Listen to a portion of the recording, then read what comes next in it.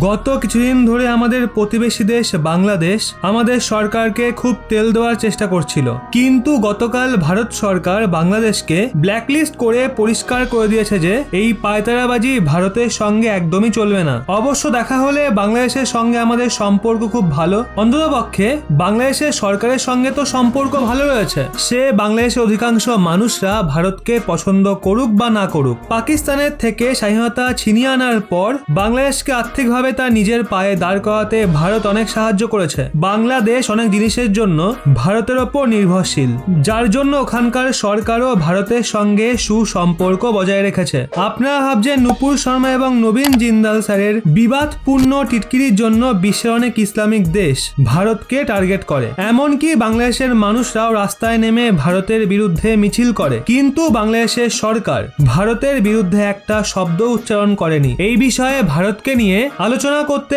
বাংলাদেশ সোজা অস্বীকার করে। উল্টে গতকাল খবর এসছে যে বাংলাদেশের প্রধানমন্ত্রী শেখ হাসিনা মহাশয়া ভারতের প্রধানমন্ত্রী নরেন্দ্র মোদী মহাশয় এবং আমাদের প্রেসিডেন্ট রামনাথ কোবিন্দ মহাশয়ের জন্য উপহার হিসাবে 1000 কেজি বিশেষ ধরনের আম্রপলি আমও পাঠিয়েছে। বাংলাদেশ সেটাকে ম্যাঙ্গো ডিপ্লোমেসির নাম দিয়েছে আর বলছে পিএম শেখ হাসিনা মহাশয়ের এই জেস্টারের জন্য ভারত ও বাংলাদেশের সম্পর্ক আরো বেশি মজবুত হবে। লিস্ট এখানেই শেষ হয় না। আমরা জানি যে পিএম মোদিজির মাতা হীরাবেন মোদি নিজে 100তম জন্মদিন পালন করেছিলেন, যার জন্য পিএম মোদি গুজরাটে ওনার সঙ্গে দেখা করতে গেছিলেন। ওদিকে বাংলাদেশের বিদেশ মন্ত্রী একে আব্দুল মোমেন গতকাল 3 দিনের ভারত যাত্রায় এসছেন, আর খবর বেরিয়ে আসছে যে উনি বাংলাদেশের তরফ থেকে পিএম মোদিজির মাতা হীরাবেন মোদি মহাশয়াকে ওনার 100তম জন্মদিন অভিনন্দন জানানোর জন্য 100টা গোলাপের একটা বুকে পাঠিয়েছে। বলার মতো বিষয় হলো ভারতের সঙ্গে সুসম্পর্ক বজায় রাখার জন্য বাংলাদেশের সরকার সময় সময় এই ধরনের জেস্টার অনেকবার শো করে, যাতে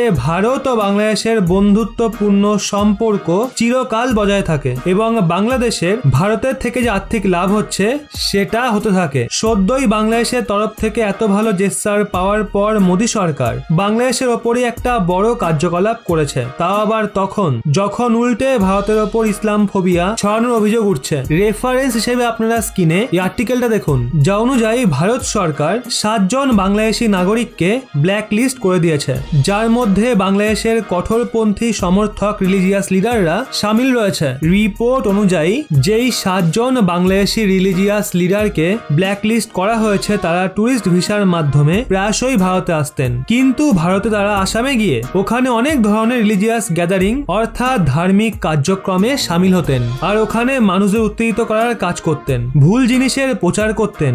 আসামে এই সময় অফিসিয়াল পরিসংখ্যান অনুযায়ী প্রায় 1 লাখের কাছাকাছি বাংলাদেশি রিফিউজি ইললিগাল ভাবে থাকছে। এক্ষেত্রে বাংলাদেশ থেকে আসা রিলিজিয়াস লিডার্স তাদেরও উত্তেজিত করার কাজ করত। আসাম সরকার এমন বাংলাদেশি ক্রিয়াকলাপের জন্য প্রচন্ড সমস্যায় পড়ছিল, যার পর বাংলাদেশি রিলিজিয়াস লিডারদের একটা লিস্ট আসাম সরকার ভারত সরকারের গৃহ মন্ত্রণালয়কে পাঠিয়ে তাদের বিরুদ্ধে কোনো ব্যবস্থা নেওয়ার কথা বলে। আর এখন গৃহমন্ত্রী অমিত শাহ মহাশয় আসাম সরকারের রিকোয়েস্টকে মেনে 7 জন বাংলাদেশিকে ব্ল্যাক লিস্ট করে তাদের ভিসা ক্যান্সেল করে দিয়েছে।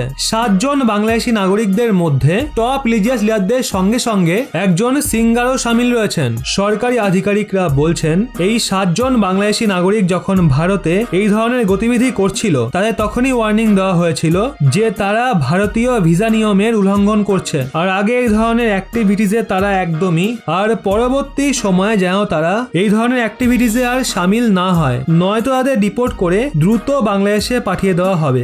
আসলে যখনই কোনো বিদেশি নাগরিক ট্যুরিস্ট ভিসার মাধ্যমে ভারতে আসে তখন তাদের কিছু নিয়ম কানুন পালন করতে হয়। তারা ভারতে এসে কোনো রকম ধার্মিক বা পলিটিক্যাল প্রোগ্রামে সামিল হতে পারেন না, আর না তো কোনো বিজনেস অ্যাক্টিভিটিস সামিল হতে পারে না, আর না তো কোনো বিজনেস অ্যাক্টিভিটিস করতে পারে। ট্যুরিস্ট ভিসার মাধ্যমে তারা শুধু ভারতে ঘুরতে পারবে, কিন্তু ওই সমস্ত বাংলাদেশি ট্যুরিস্ট ভিসার মাধ্যমে ভারতে এসে ভারতের ট্যুরিস্ট ভিসা নিয়মকে লাগাতার ভাঙছিল। এর জন্য ভারত সরকার এই 7 জন বাংলাদেশি নাগরিকদের সোজা ব্ল্যাক লিস্ট করে দিয়েছে, যার পর তারা কোনো কাজের জন্যই ভারতে আসতে পারবে না। যাই হোক, আপনাদের এক্ষেত্রে কি মনে হয়, ভারত কি এই 7 জন বাংলাদেশি নাগরিককে ব্ল্যাক লিস্ট করে একদম ঠিক করেছে? কমেন্টে আপনার মতামত অবশ্যই জানান।